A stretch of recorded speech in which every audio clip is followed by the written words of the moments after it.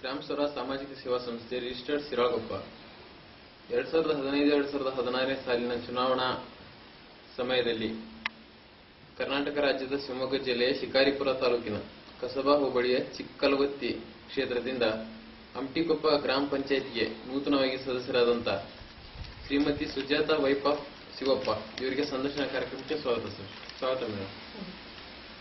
ನೀವು ಅಮಟಿಕೊಪ್ಪ ಗ್ರಾಮ ಪಂಚಾಯತಿಗೆ ನೂತನ ಸದಸ್ಯರಾಗಿಂತ ಮೊದಲು ಏನ್ ಮಾಡ್ತಾ ಇದ್ರಿ? ಹೌಸ್ ವೈಫ್ ಇದ್ರಿ, ಮನೆ ಕೆಲಸ ಮಾಡ್ತಾ ಇದ್ರಿ, ವ್ಯವಸಾಯನೂ ಮಾಡ್ತಾ ಇದ್ರಿ ಜೊತೆಗೆ. ಒಳ್ಳೇದು ಮೇಡಮ್. ಇವಾಗ ನೀವು ರಾಜಕೀಯ ರಂಗಕ್ಕೆ ಬರಲು ಕಾರಣ ಮೇಡಮ್? ಜನಗಳ ಸಹಕಾರ ಒಂದಿತ್ತು.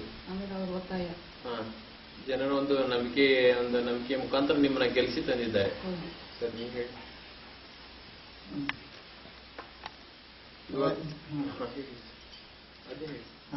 ಜನಗಳು ಅಭಿಪ್ರಾಯ ಪಟ್ಟರು, ಆಗಲ್ಲ ಅಂದ್ವಿ. ಈ ನಮಗೆ ಈ ಕೆಟ್ಟ ರಾಜಕೀಯ ಬೇಡ ಅನ್ನೋ ಒಂದು ಉದ್ದೇಶದಿಂದ ನಾವು ಇದ್ದೀವಿ. ಆದ್ರೂ ಜನಗಳು ಬಿಡದೆ ಕೊನೆಯ ಹಂತದಲ್ಲೂ ಮೊದಲಿಗೂ ನಮಗೆ ಹೇಳಿದ್ರು, ನೀವೇ ಎಲೆಕ್ಷನ್ ನಿಲ್ಬೇಕು ಅಂತ. ಆಗಲ್ಲ ಅಂತೀವಿ ನಾವ್. ಯಾಕಂದ್ರೆ ನಮಗೆ ಹೊರಗಡೆ ಅನುಭವ ಇತ್ತು, ಈ ತರ ತೊಂದರೆ ಆಗ್ತೈತಿ, ಈ ತರ ಜನಗಳಿಂದ ಈ ಹೊಲಸ ರಾಜಕೀಯಕ್ಕೆ ನಿಂತ್ಕೊಂಡು ಯಾಕೆ ಹಾಳು ಮಾಡ್ಕೋಬೇಕು ನಮ್ಮ ಒಂದು ಹೆಸರನ್ನ ಅಂತ ಅನುಭವ ಪಟ್ಟಿವಿ. ಆದ್ರೂ ಲಾಸ್ಟ್ ಕೊನೆ ಹಂತಕ್ಕೂ ಕೊನೆ ದಿನದಲ್ಲಿ ರಾತ್ರಿ ನಾವು ಏನ್ ಬೇಕೋ ದಾಖಲಾತಿ ಎಲ್ಲ ರೆಡಿ ಮಾಡ್ಕೊಂಡು ಬಂದು ನಿಂತ್ಕೊಂಡಿವಿ. ಆದ್ರೂ ನಾವು ಏನೇ ಒಂದು ಜನರಿಗೆ ಮತ್ತೆ ಕೆಲವು ಆವೇಶ ಅದು ಇದು ಅಂತಾರೆ, ನಾವು ಯಾವುದನ್ನು ಜನರಿಗೆ ಇದನ್ನು ಒಡ್ಲಿಲ್ಲ. ಅದೇ ತರ ಎಲೆಕ್ಷನ್ ನಾವು ಒಂದು 108 ಓಟಿನ ಲೀಡ್ ನಲ್ಲಿ ನಮ್ಗೆ ಬಹುಮತದಿಂದ ನೀವು ಗೆದ್ದು ಬಂದ್ರಿ. ನೀವು ಅಮಟಿಕೊಪ್ಪ ಗ್ರಾಮ ಪಂಚಾಯತಿ ಸದಸ್ಯರಾಗಿ. ಒಳ್ಳೆ ಸರ್. ಇವಾಗ ನೀವು ಒಂದು ಗ್ರಾಮ ಪಂಚಾಯತಿ, ಅಮಟಿಕೊಪ್ಪ ಗ್ರಾಮ ಪಂಚಾಯತಿಗೆ ನೀವು ಸದಸ್ಯರಾಗಿ 11 ತಿಂಗಳು ಕಳೆದಿದ್ದಾರೆ. ಈ 11 ತಿಂಗಳಲ್ಲಿ ನೀವು ಏನೇನು ಕಾರ್ಯಗಳನ್ನ ಕೈಗೊಂಡಿದ್ದೀರಾ? ಇವಾಗ ಕಾರ್ಯಗಳು ಅಂದ್ರೆ ಕೆಲವು ಚಪ್ಪಡಿ ಚರಂಡಿ, ಈಗ NRG ಒಳಗೆ ಸಾಮಾನ್ಯಗಳು ಕೆಲಸ ಬರ್ತಾರೆ. NRG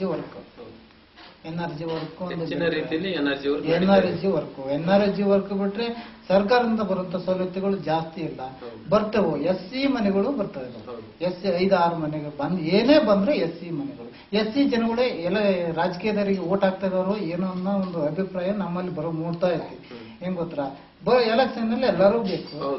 ಈ ಓಟ್ನಿ ಇದ್ರಲ್ಲಿ ಬಂತಂದ್ರೆ ಕೇಳಿ ಕೊಡಿ ಅಂತ ಕೇಳಿದ್ರೆ ಸರ್ಕಾರ ರೂಲ್ಸ್ ಅಂತ ಇದಾರೆ. ಏನು ನಮ್ಮ ಗಾಂಧಿಯವರೇ ಏನು SCನೋ ಜನರಲ್ ಅಂತ ಏನ್ ಮಾಡಿಟ್ಟಿದ್ರು ಏನೋ ಅಂತ ಗೊತ್ತಾಗ್ತಾ ಇಲ್ಲ. ಒಟ್ಟು SC ಜನಗಳಿಗೆ ಆದ್ಯತೆ. ನಾವು ಜನ ಇದ್ದೇವೆ ಪಾಪ, ಬಡವ ಕೂಲಿ ಮಾಡ್ಕೆ ತಿನ್ನಂತಾರ, ಆದ್ಯತೆ ನೋಡಿ ಕೊಡ್ಲಿ. SC ಜನಿಗೂ ಕೊಡ್ಲಿ, ಜನರಲ್ಲಿಗೂ ಕೊಡ್ಲಿ, ಎಲ್ಲರಿಗೂ ಕೊಡ್ಲಿ.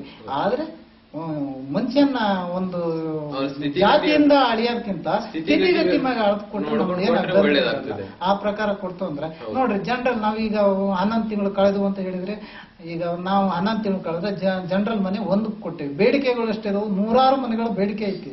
100 ಮನೆ ಬೇಡಿಕೆಗೆ ನಾವು ಸ್ಪಂದನೆ ಮಾಡಕ್ ಆಗ್ತಾ ಇಲ್ಲ ಜನಗಳಿಂದ. ಅದರಿಂದಲೇ ನಾವು ಅರ್ಧ ಹಿಂದಕ್ಕೆ ನುಗ್ತಾ ಇದ್ದೇವೆ ಅನ್ನೋ ಒಂದು ಕೆಟ್ಟ ಭಾವನೆಯಿಂದ ನಾವು ಮೂಡ್ತಾ ಇದ್ದೀವಿ. ಪ್ರತಿಯೊಬ್ಬ ಸದಸ್ಯರಿಗೆ ಹಿಂಗೆ ಆಗ್ತಾ ಇದೆ.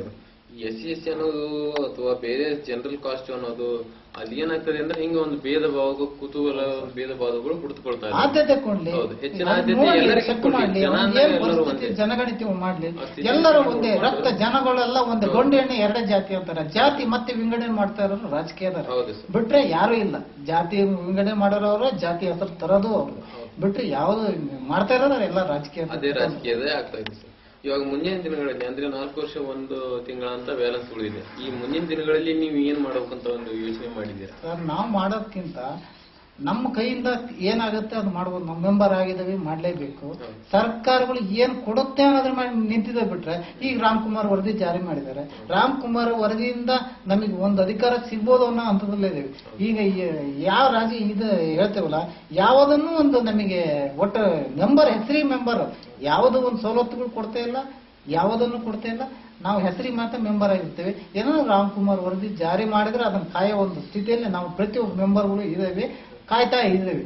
ಇನ್ನು ಮುಂದೆ ನಾವ್ ಏನ್ ಮಾಡ್ತೇವೆ ಅನ್ನೋದಕ್ಕಿಂತ ನಮಗೆ ಏನು ಮಾಡಕ್ಕಾಗಲ್ಲ. ನನ್ನ ಕೈಯಿಂದ ಏನ್ ಮಾಡಬಲ್ಲೆ? ಒಬ್ಬನಿಗೆ ಏನಾದ್ರು 10 ರೂಪಾಯಿ ಕೊಟ್ಟು ಸಹಕಾರ ಮಾಡಬಲ್ಲೆ, ಏನಾದ್ರು ಒಂದು ಕೆಲಸ ಮಾಡ್ಕೊಡಬಲ್ಲೆ, ಬೇರೆ ಇನ್ನೇನು ಮಾಡಕ್ಕಾಗಲ್ಲ. ಸರ್ಕಾರಗಳು ಘೋಷಣೆ ಮಾಡಿ ನಮ್ಮ ಜನರಲ್ಲು SC ಯಾವುದನ್ನು ಪರಿಗಣನೆ ತಗೊಂಡು ಒಳ್ಳೆಯ ಒಂದು ಯಾವುದೇ ಜಾತಿ ಭೇದ ಮಾಡದೆ ಪರಿಸ್ಥಿತಿಗೆ ಅನುಗುಣವಾಗಿ ಕೊಟ್ರೆ ನಾವ್ ಏನಾದ್ರೂ ಮಾಡ್ಕೊಳಕ್ಕಿಲ್ಲ. ಅತಿ ಹೆಚ್ಚಿನ ಒಂದು ತಫಾವತು ಅಂದ್ರೆ ಗ್ರಾಮ ಪಂಚಾಯತಿ ಬರುವಂತ ಏನು ಅನುದಾನದ ಬಗ್ಗೆನೇ ದೊಡ್ಡ ತಫಾವತು ಆಗ್ತದೆ. ಅದೇ ದೊಡ್ಡ ತಪ್ಪು ಅಂದ್ರೆ ಅದೇ ಸರ್. ಎಲ್ಲಿ ಹೋದ್ರು ಹೆಚ್ಚಳ ಇದೆ ಅಂದ್ರೆ ಪ್ರತಿಯೊಂದು ಗ್ರಾಮಗಳು ಪೂರ್ತಿ ನಿರ್ಮಾಣವನ್ನು ಕಂಡುಕೊಳ್ತವೆ.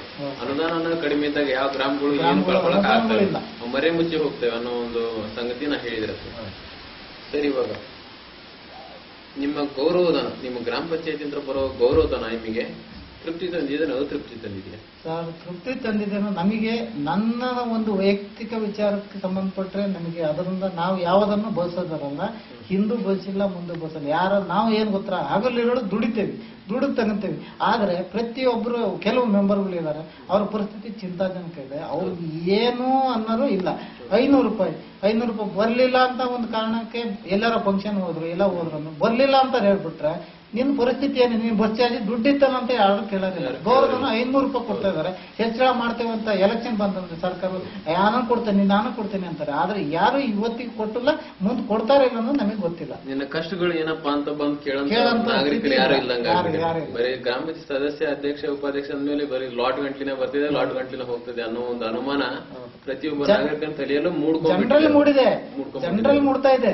ಆದ್ರೆ ಇಲ್ಲಿ ನಮಗೆ ಕೊಡ್ತಾ ಇದಾರೆ ಈ ನೋಡಿ 14ನೇ ಕೆಲಸದಲ್ಲಿ ಬರೀ ಕುಡಿಯೋ ನೀರಿಗೂ ಸಾಲ, ಅಂಗಡಿಯಲ್ಲಿ ಬ್ಯಾಲೆನ್ಸ್ ಇದೆ, ಬಾಗಿಲು ಬ್ಯಾಲೆನ್ಸ್ ಇದೆ. ಅಲ್ಲ ಪರಿಸ್ಥಿತಿ ನಮಗೆ ಗೊತ್ತಿದೆ, ಗಂಭೀರ ಇದೆ. ಅದು ಏನ್ ಸಾಲತ್ತೆ ಅನ್ನೋದು ಸರ್ಕಾರಕ್ಕೆ ಮನಮುಟ್ಟಬೇಕು. ಸರ್ಕಾರಗಳು ಜಾಸ್ತಿ ಬಿಡುಗಡೆ ಮಾಡಿದ್ರೆ ನಾವೇನಾದ್ರು ಒಂದು ಕಾರ್ಯಕ್ರಮಗಳು ಸಮಸ್ಯೆಗೂ ಸರ್ಕಾರ ಕಣ ತೆಗೆದು ನೋಡ್ಬೇಕಾಗಿದೆ. ಯಾಕಂದ್ರೆ ಅದು ನೋಡ್ಲಿಲ್ಲ ಅಂದ್ರೆ ಹಿಂಗೆ ಆಗ್ಬಿಡ್ತದೆ ಒಂದು ಕಾಲ. ಸರಿ, ಇವಾಗ ಒಂದು ಕೇರಳ ಮಾದರಿ ಪದ್ಧತಿನ ನಮ್ಮ ಕರ್ನಾಟಕಕ್ಕೆ ತಂದುಕೊಡ್ಲು ನೀವು ಸಹಕಾರ ನೀಡ್ತೀರಾ? ಒಳ್ಳೇದು ಸರ್. ಒಳ್ಳೆ ಕೆಲಸಗಳು ಮಾಡಿದ್ರೆ ಯಾವುದಕ್ಕೂ ನಮ್ಮ ಅಭ್ಯಂತರ ಏನಿಲ್ಲ, ಮಾಡ್ಬೋದು. ಒಳ್ಳೆ ಕೆಲಸಗಳು ಮಾಡ್ಲಿ.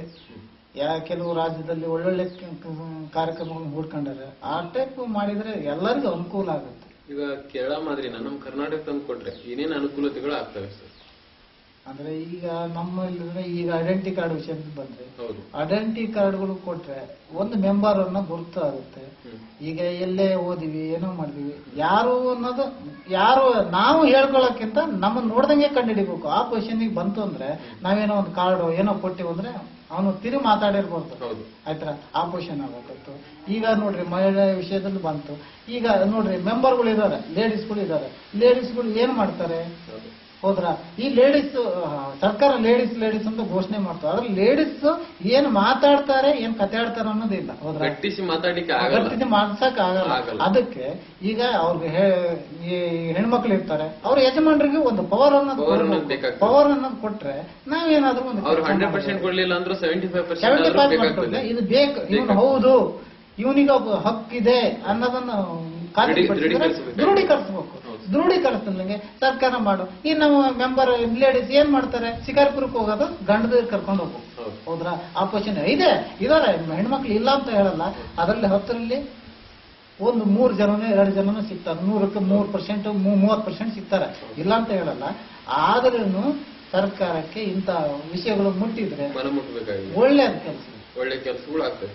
ಸರ್, ಇವಾಗ ಗ್ರಾಮ ಪಂಚಾಯತಿ ಒಂದು ಅಧ್ಯಕ್ಷರ, ಉಪಾಧ್ಯಕ್ಷರ ಹಾಗೂ ಸದಸ್ಯರನ್ನ ಅವರ ಗ್ರಾಮೀಣ ಪ್ರದೇಶದ ಒಂದು ಸಮಸ್ಯೆಗಳನ್ನ ಒಂದು ಕಂಡುಕೊಂಡು ನಾವು ಮನೆ ಬಾಗಿಲಿಗೆ ನೇರ ಸಂದರ್ಶನಕ್ಕೆ ಬಂದಿದ್ದೀವಿ. ಇದರ ನಿಮ್ಮ ಒಂದು ಅನಿಸಿಕೆ ಏನು ಅನಿಸ್ತದೆ ಸರ್?